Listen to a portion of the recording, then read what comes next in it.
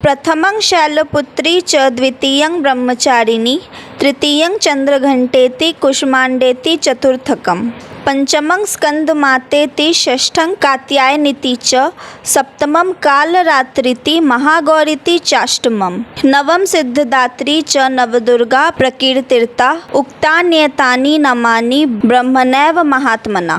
नवदुर्गा यानी माँ के 9 रूप। दुर्गा शक्ति का प्रतीक है जो सभी प्रकार की बुरी शक्तियों और बुरे विचारों से हमारी रक्षा करती है। दुर्गा शक्ति की उपस्थिति में नकारात्मक विचार और ताकत के अस्तित्व मिट जाते हैं। देवी को एक शेर या बाघ पर सवार दिखाया जाता है।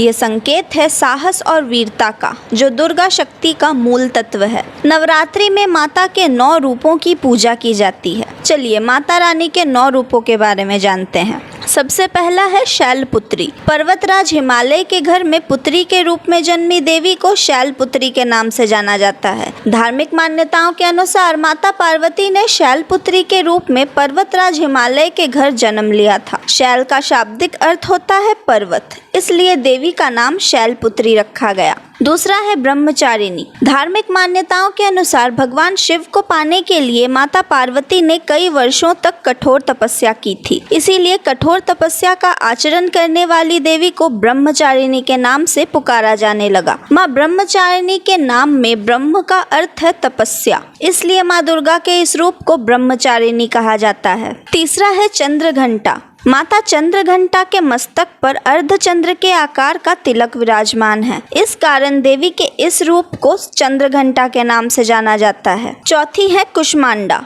धार्मिक मान्यताओं के अनुसार देवी के इस रूप में ब्रह्मांड को उत्पन्न करने की शक्ति है। साथ ही माँ ने पूरे ब्रह्मांड को उदर से अंड तक अपने भीतर समेट रखा है, इसलिए देवी के इस रूप को कुष्मांडा के नाम से जाना जाता है। पांचवी है स्कंद माता। भगवान शिव और माता पार्वती के पुत्र कार्तिकेय का एक दूसरा नाम स्कंद है, इसलिए कार्तिकेय यानी स्कंद की माँ के रूप में देवी के इस रूप को स्कंद माता के नाम से जाना जाता है। छठी है कात्यायनी। पौराणिक कथाओं के अनुसार जब महिषासुर का अत्याचार पृथ्वी पर बढ़ रहा था, तब त्रिदेव भगवान ब्रह्मा, विष्णु और महेश तीनों ने अपने अपने तेज का अंश देकर महिषासुर के विनाश के लिए एक शक्ति को उत्पन्न किया, जिसके बाद उस शक्ति ने माँ दुर्गा का रूप धारण किया और महिषासुर का वध किया। कहा जाता है कि त्रिदेव की शक्ति से प्रकट हुई माता दुर्गा की पूजा सबसे पहले महर्षि कात्यायन ने की, जिसकी वजह से माँ दुर्गा को कात्यायनी के नाम से भी जाना जाने लगा। सातवां है कालरात्रि।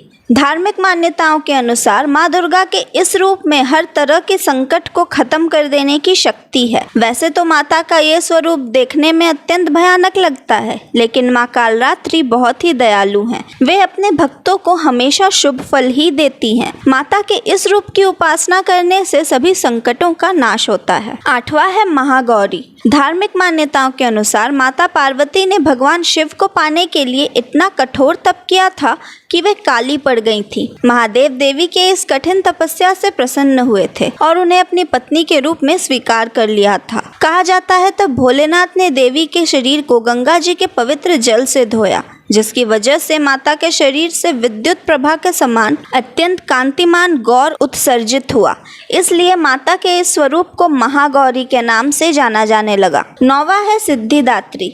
मान्यता है कि देवी के इस रूप की पूजा करने से बाकी सभी देवियों की पूजा हो जाती है। माँ सिद्धिदात्री अपने सभी भक्तों को सर्व सिद्धियां प्रदान करती हैं, इसलिए देवी के इस रूप को सिद्धिदात्री कहा जाता है। तो ये थे माँ दुर्गा के 9 रूप। जानकारी कैसी लगी कमेंट्स में जरूर बताइए और बने रहिए धर्म संवाद के साथ। मैं थी तमेश्री, धन्यवाद।